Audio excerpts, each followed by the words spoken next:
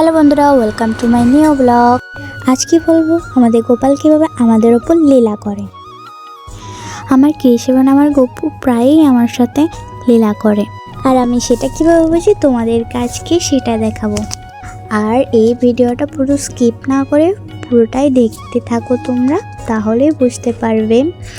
আর তোমরা আমার ভিডিওতে লাইক সাবস্ক্রাইব করে আমার এই নতুন চ্যানেলে পাশে থেকো, যাতে এরকম নতুন নতুন ভিডিও তোমাদের কাছে যেতে পারে। চলো বেশি দেরি না করে আমরা শুরু করি।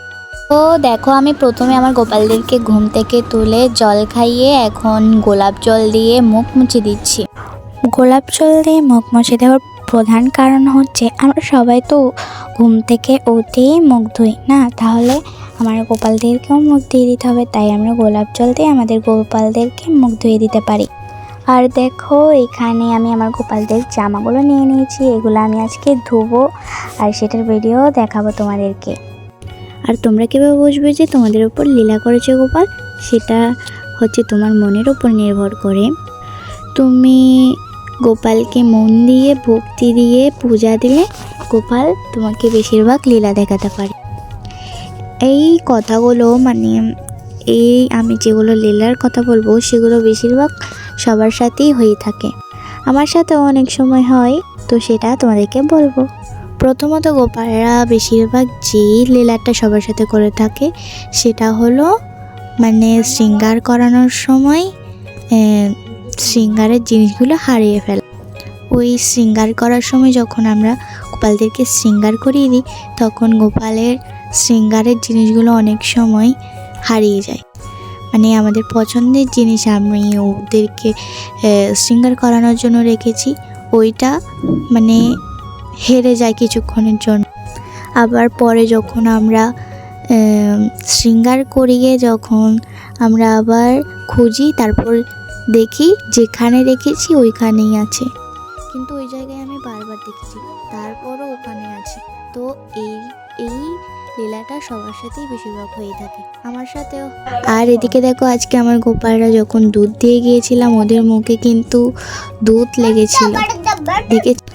আর আমি এসে যখন ভিডিও করছি তোমাদেরকে শেয়ার করার জন্য, দেখি ওই লীলাটা এখানে ক্যামেরা বন্দি হয়। আর এদিকে দেখো, আমি স্বস্তিক চেনাইকে আমাদের গোপালদেরকে স্নান করে নিচ্ছি। এবার চলো আবার আসি মূল কথাতে।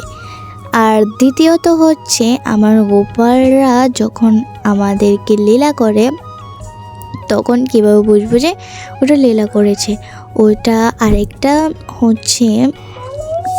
হচ্ছে আমরা আমাদের গোপালদেরকে যখন সেবা দিতে যাই, তখন অনেক সময় হয় কি, আমরা যে জামাটা পরাতে চাচ্ছি, আমি যে জামাটা ওকে পরানোর জন্য চয়েস করেছি, পছন্দ করেছি, সেটা বারবার হাত থেকে পড়ে যাচ্ছে।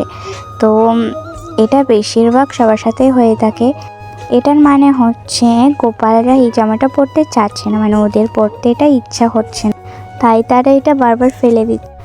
আর আরেকটা হচ্ছে কি, আমরা অনেক সময় দেখি আমাদের যখন এমার্জেন্সি থাকে, অনেক প্রবলেম হয় মাঝে মাঝে আমাদের, যখন তাড়াতাড়ি করতে চাই, তাড়াহুড়ো করতে চাই, তখন আরও দেরি হয়ে যায় গোপালের সাথে গোপালকে পুজো দিতে, দেরি হয়ে যায়। তো সেটা গোপালের লীলা বলেই ধরে নেবেন। আর এদিকে দেখো, আমি আমার গোপালদের কাপড় চোপড়গুলো ধুয়ে শুকিয়ে এখন এগুলো ভাঁজ করে রাখি। তো আজকের জন্য এখানেই শেষ করছি।